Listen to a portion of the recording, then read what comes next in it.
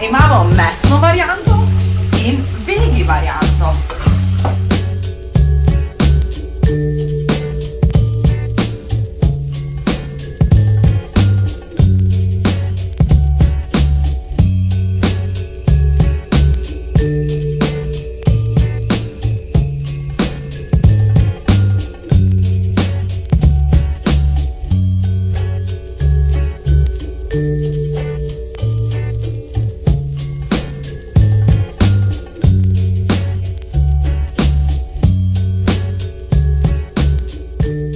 Retro kuhinji, sem vam danes pripravila polnjen krompir. Imamo dve različici, in sicer za dva vegetarijanca smo pripravili polnjen krompir z bučkami, z paradižnikom, z korenčkom, z papriko, sirom in morda še s čim.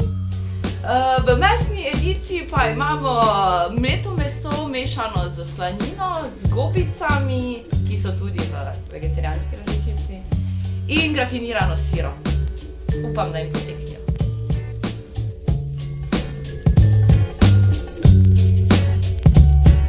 Odlično!